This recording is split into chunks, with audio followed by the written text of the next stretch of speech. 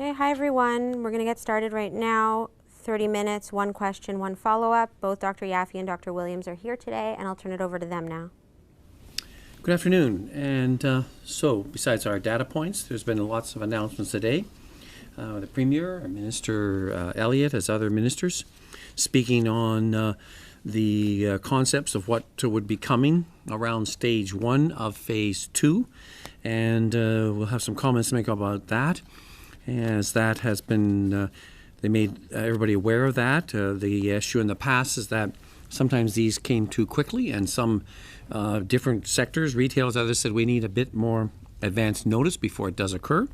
And so we're trying to give some lead time and expectation so they can do the proper preparations to ensure that if they're going to do it, they're adhering to the recommendations of the public health measures table to maintain the safety aspects of the 6-foot distancing, the number of patrons that would be going to the different facilities, maintaining protection, sometimes with proper face covering for staff, as well as physical barriers, etc. So to have all those things in place if they do choose to move, and if we are going ahead on the day that the Premier announced, knowing that all data and information, but I'll talk about that in a moment. But in light of that, let's look at the data for today. So over to Dr. Yaffe. Thanks very much. Good afternoon, everyone. Today, we have a total of 21,494 confirmed cases of COVID-19 reported in Ontario. This is an increase of 258 cases, and that's only 1.2% increase compared to yesterday. And I want to note that we haven't had this few new cases on any day since March 31st. So this is a good trend. 57% of our cases are in females, 43% are 60 years of age and older, and 62.5% are people who reside in the Greater Toronto Area. About 16.8%, or 3,607 of the cases, are in healthcare workers. Again, this is a cumulative number, and it does not represent those currently positive. We continue to see Ontarians recovering from COVID-19. At this point, 75% of our cases have resolved, which is about 16,204 cases. We have 1,026 people in hospital. Of those, 184 are in the intensive care unit, and of them, 141 are on a ventilator. Tragically, we do continue to see deaths related to COVID-19. To date, 1,798 deaths have been reported, representing an increase of 33 from the previous report. With respect to long-term care, the Ministry of Long-Term Care is reporting at a total of 185 active outbreaks in long-term care facilities, 1,308 deaths reported among residents, and 5 deaths among staff. With respect to retirement homes, according to the information from the Ministry of Seniors and Accessibility provided by the Retirement Home Regulatory Authority, 69 homes are in outbreak, 172 deaths have been reported. With respect to laboratory testing, 492,487 tests have been completed in the province. In the last day, 17,429 tests have been done, and 17,578 are currently under investigation. And with that, I'll turn it back to Dr. Williams. Yes, well, thank you. And yes, 258, as Dr. Yaffe said, the last time we were close to that was the end of March with 260. And there's a difference there, because then as we look towards going to stage 1 of phase 2, asking when do I feel about that? And as you know, we've been doing some may have forgotten, I was doing my 2-week periods. The next 2-week period ends on the 17th, that's Sunday, and starts again another 2-week period on the 18th. I guess I didn't realize or didn't put down it was a holiday in that regard. So that's why sometime after the 18th and the 19th was looked at as a potential time for potentially going to stage 1 of phase 2. Why is that? Over the last 2 weeks, we have seen if you look at the linear curve, a decrease in the cases. This one only but adds to that. Not that I wouldn't be surprised if tomorrow went up again. It seems to do that. It comes down, then goes up by a bit, but each time it doesn't go up as much as the week before, and it just keeps downward trending. The other aspect here is you compare to what I said before way in the past. At the start of March, before we were losing and going into community-wide spread, we were getting somewhere in the range of 140 up to 180 cases a day in that, and that was still okay. Once we started going over that 180 over 200 cases a day in the community, we started to have some difficulty, especially after the March break period.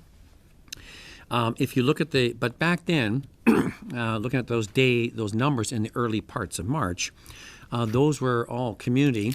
There was usually 1, 2, or maybe 4 cases in long-term care, so there wasn't a lot happening in that sector. These 258, as we know from our data, at least 50% of those are from our long-term care survey. That puts us at about 129.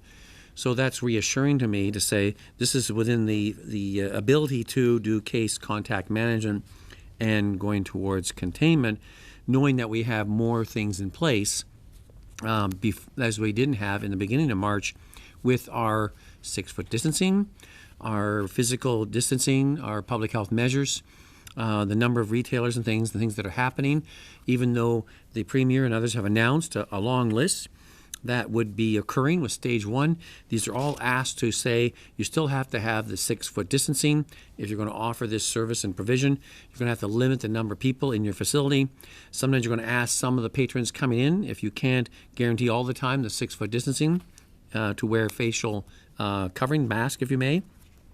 And also, is there proper protection for the staff, including physical barriers when having cash and other handling aspects in that regard. So they are still going to be asked to say in all these different lists of the ones that are noted to undertake that, and a number of them have put in their plans to the Economic Recovery and Job Recovery Committee, and have agreed that they could adhere to that and undertake to do that.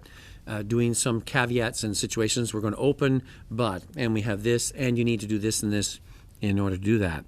So that's that aspect there. And we have to have some more things we're looking at with our committee to say, are we going to look at other aspects around people and their settings and stuff? That's to follow, and we haven't yet made a decision yet. We want to see what the numbers are. So over the weekend, we're going to be looking at the numbers.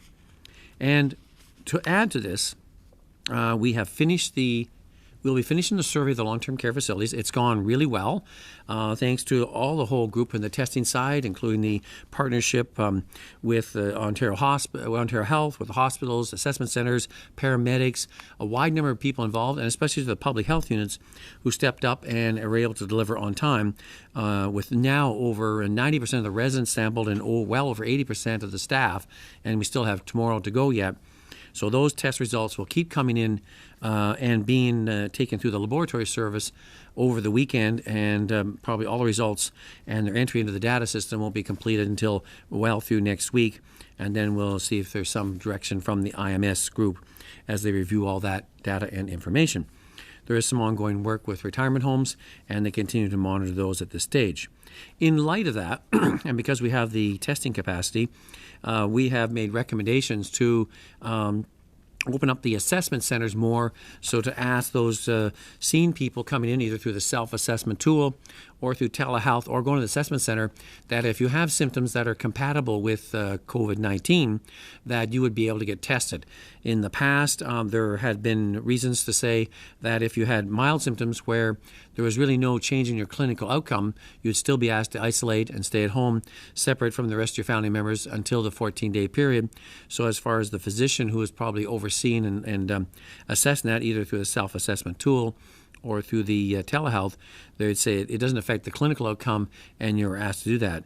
Now, because we would like to know more about the public writ large in that, we've opened it up to say, can we do more testing, and would the public be allowed to come into those assessment centers if they have symptoms compatible? We're not talking about asymptomatic, and we have those lists of those symptoms that are available, will be on the self-assessment tool still, on telehealth and otherwise, to go to those centers and be tested, because now that we've finished the survey, we have that capacity we can use in our public health laboratory system and the network up to over 20,000 tests. And as you can see today, we're well over 17,000, and there's 17,000 pending and more tests coming in. So we may see that number rise even tomorrow and into the weekend in that.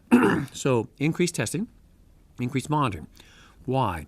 As we do these measures, as we said before, when we go to stage 1 of phase 2, it's for a 3-week period, maybe 4 weeks, we don't know. We want to monitor to say, have we seen any changes that are concerning in that time period?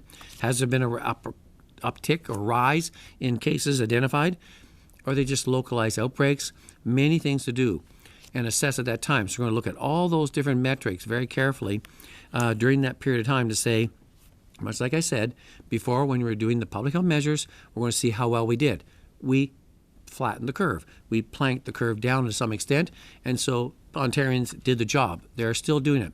Now, as we're going to say, the next phase, as we open up with more things available to the public in outdoor venues, and you've got a list there, in other things that you may have a need, in a sense it's become over time essentiality as people feel desperate to get to do other things, they have to go out there, but you still have to do it with a button there and with a caveat, 6-foot distancing. If you can't maintain that, then wear a non-medical cloth mask in those settings where you know you probably may or will not be able to maintain that 6-foot distancing as more and more people come out in those settings. What we're trying to say in this phase coming up for the next 2 weeks is, while there's things more available, it doesn't mean you have to go out. While there's more things allowed to be open, it doesn't mean they will open.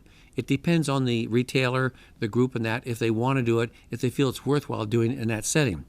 So it's basically giving permission in stage 1 to do that, but you have to respect all the things we put in there that are still required. And so we're then going to think about some other things that we might give to you, what you might be able to do personally in other aspects there. And we haven't yet made that decision. We hope to have some more information on that early next week after the long weekend as far as the people and gatherings in that aspect there. So we're looking at, as the Premier said, towards the 19th after the long weekend. And as the Premier was alluding to, that's assuming things continue on the way they are over the weekend. Nothing all of a sudden urgently happens. And because we've been pretty steady, some undulations, but coming down. It seems we're on track for that. But we will certainly be clear as we get over the weekend into that. And then that next stage for the next 2 weeks especially, and another week after that, how well do we do with this extra I would guess latitude, more things opened up, more people out in the public sector monitoring, doing their carefulness around the distancing, wearing facial coverings. So let's see how we do on that and see if there's any concerns. I can't cover everything because I want to go to questions. And so I'm going to ask to hand over to the media, and we'll ask questions on that, as you've already had a lot of updates from the Premier and the Minister and other ministers earlier this afternoon. Okay, we'll move to the phone lines. Your first question comes from Rob Ferguson with the Toronto Star. Please go ahead. Hi, Doctor. Just wanted to check, what will the guarantee be that people can get tested with mild symptoms? We had so many calls and emails from people in the early days and even in the last couple of weeks that thought they should get tested and couldn't. So how will we know that people will still be able to get this? Let's ask Dr. Yaffe to answer that. Okay. I think that the criteria for testing have been changed now. So we are basically, and we have told the assessment centers, Ontario Health has the communication that's gone out to the assessment centers, that basically anyone who shows up with symptoms compatible with COVID-19 should be tested. Before that, it was clearly in the clinician's power to decide yes or no. And in fact, we had identified priority groups who should get tested. So now we're saying basically the person shows up, they should have an appointment. They have to go through telehealth or their primary care physician or the public health unit to get an appointment. But if they show up and they have symptoms, they should get tested. Follow up? Yes, thank you. And just to take a question I was asking yesterday a bit further, as things open up, and now we're seeing that, for example, house cleaners can go back, and they'll be hopping maybe to 2 and 3 houses a day. Why is there no set testing for house cleaners, grocery store workers, liquor store workers, pharmacy workers? Because it would seem to me that they're at a bit of risk, and especially the housekeepers could be a vector. I'll start. You start and I'll follow. I Yes. think the bottom line is we don't want to test people who don't have symptoms. So I would encourage, obviously, if they are symptomatic, they shouldn't be going to work and they should be trying to get a test. But if they're feeling fine and they're using social distancing and hand washing and environmental cleaning, then it shouldn't be a problem. But the main thing is to look for symptoms. Yeah, and follow-up to that is that we're coming out of this period of 8 weeks. You should know in that time, if you're a cleaner, if you're a pharmacist, an aspect that you have maintained that 6-foot distancing, you have had no signs or symptoms, no contact with cases, that you should not be infected in that regard. If at the same time you know that you have not been vigilant and you have been in contact and you're feeling well, as Dr. Yaffe said, you should not be going into work, you should not be going to those settings, and you should consider being assessed and tested, because unfortunately you may not have adhered and kept to the limitations in there. I will say that the other differences that you're saying with the assessment centers opening up is that in the first part, the assessment centers are there for clinical evaluation. Now it's for population assessment in that line. So it's a different focus in there. I'm still, if someone has an illness, the physician would say, I think this is concerning. We may want to have you monitored a lot more closely and see us and come back or talk to us, or we may have to consider admitting you. It still can happen, and you still might need to be hospitalized. So the clinical side is still there, but we've added the other aspect of getting assessed. But as Dr. Yaffe said, we want you to call ahead and make an appointment. We don't want crowds of people around outside of an assessment center violating our public health measures. So it should be done in an orderly way in that, and I think it can and will be done that way, because it's going to be like that for the next 2 weeks as we continue to do all this testing. So, and then the situation of the people going from place to place, if they're not infected and they're staying the physical distancing and people are not in the place, they can do those different activities in house to house if they maintain the 6-foot distancing, if they wear proper protection, all those other aspects there, face covering, I should say. And so if they should do that, if they do it correctly, it should not be a risk as long as they do it in those type of parameters. Next question. Your next question comes from Jessica Smith with Queen's Park Briefing. Please go ahead. Thank you. Do you see a need for more widespread post-mortem testing in Ontario? I'm sorry, more widespread? Sorry, it sounds like you can't hear me. Do you see a need for widespread post-mortem testing in Ontario? Post-mortem testing. We have been consulting all along with our chief coroner, Dr. Dirk Heyer, and they have their own methods of reviewing and their standards about which cases they would require for post-mortem. They did some at the outset, and he's been informed by that information, and we would trust him if he felt there was a need for any further aspects besides looking at chart reviews and monitoring the monitoring the certifications of death, as well as charts to see if there's any concerns. But no, we haven't heard any recommendation from the chief coroner in that regard further than there, but he is involved and will give us advice and direction as he sees necessary.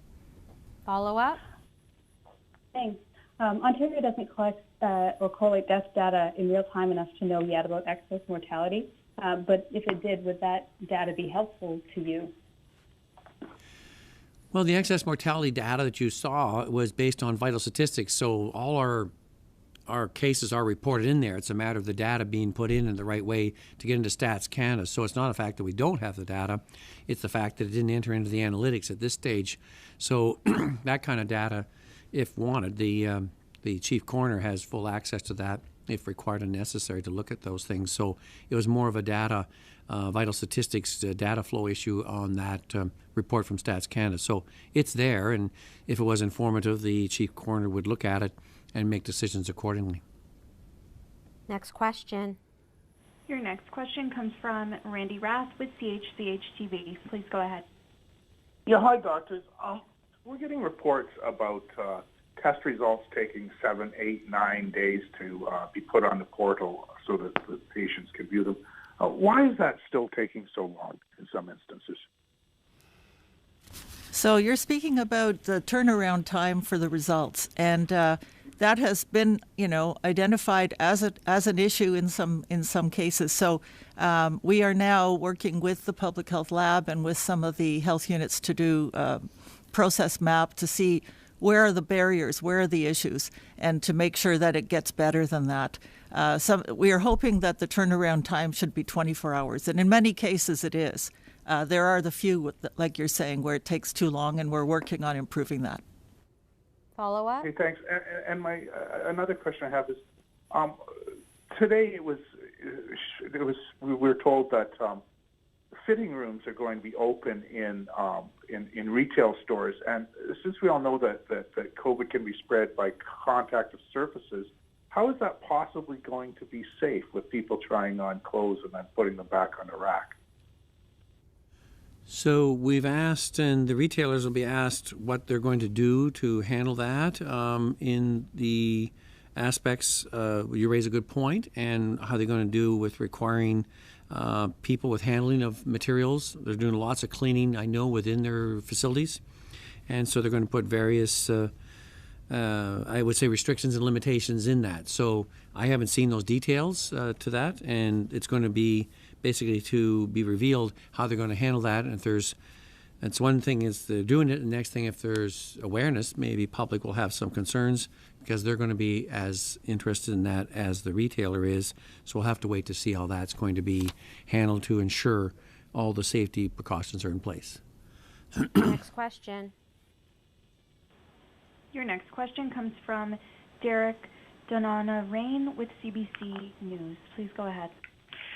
Thank you, doctors. So we're hearing stories of a system that is already overwhelmed and unable to kind of process the test results it has. Despite the importance of expanded testing, if you can't manage the tests you have now, is it wise to be expanding to symptomatic people in the general population? The current capacity for the labs in Ontario is over 20,000 tests a day. We haven't quite reached that yet. And we're almost completed testing all the residents and staff in long-term care facilities, which has been a huge number of people, a great feat that's been accomplished, almost finished. So with the finishing of that, it will open up room in the capacity to be testing more of the general population with symptoms, because that's where we need to know right now, where are we? In terms of the general population, and getting a better focus on identifying cases and being able to follow up with their contacts so that we can reduce and minimize any spread in the population. So we do have the capacity, and with the reduction of long-term care follow-up, we will open up that more capacity. Follow up? And we know there are now lab workers, first responders, and hospital staff among the thousands of healthcare workers testing positive for COVID-19. Does the province have any plans in place to further test and protect people in these professions specifically?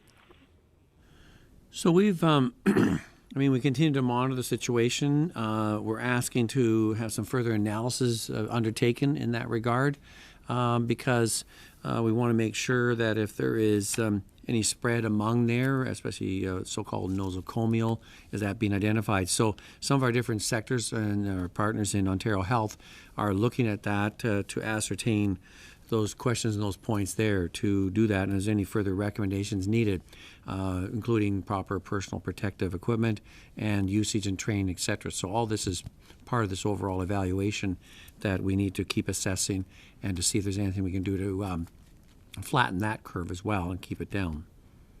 Okay, we're going to move on to our last caller. Your final question comes from John McGrath with TVO. Please go ahead.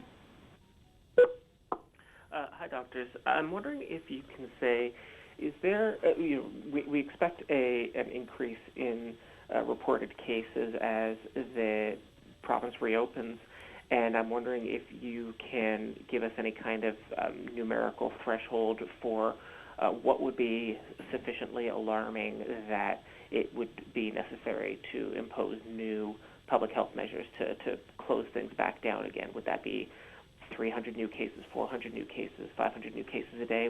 What would be the threshold there?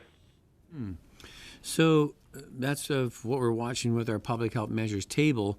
When you talk about increase in cases, and just because we're going to public testing, we're interested in seeing is what is our percent positivity rate in that regard. And it may be lower than we think, and that would be a good thing to see what kind of positivity we're having. If we do get a large increase in a period of time, we'd have to ask a number of questions. Where is that occurring? Is it throughout the province, or do we have, as we've seen now or sometimes, an outbreak in a large industry, a large area, a large setting, and you may have 100 or 200 cases in that, which means the province writ large is not impacted, but the numbers are. Or you can still have some further aspects in some of the settings, such as long-term care or other congregate settings. So it would be a number of factors that have to play into that. And for our public health team and partners in Public Health Ontario, as well as others, to assess where are the cases coming from, how significant is it contained, yes or no, and if not, if it's going widespread and we see that it cannot be monitored, then we'd have to make a decision. But I can't really say any specific number.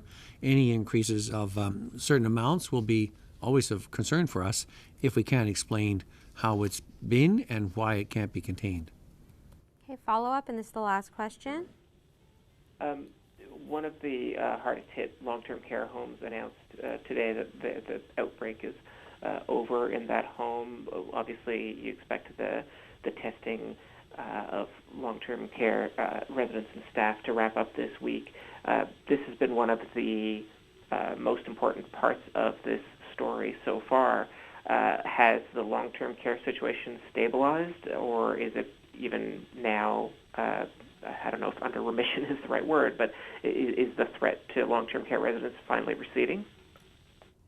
Well, I think the situation has somewhat stabilized, but it's still a big concern. The Incident Management System, or IMS table, is meeting daily and reviewing all the aspects.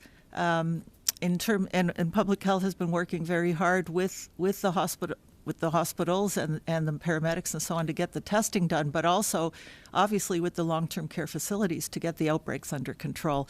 And yes, I think in terms of testing, in terms of PPE, infection prevention and control, and human resources, those are the aspects that we need to work with. And it is getting better, but it's still an issue. And there are certain homes that are still what we call red and need more support. And that's why the ministry, the province, did an emergency order the other day. So I think it's still an ongoing concern. Obviously, some outbreaks are finally coming to resolution, but we are identifying some new ones. And so it's not resolved completely. It's an ongoing concern. Okay, thank you, everyone.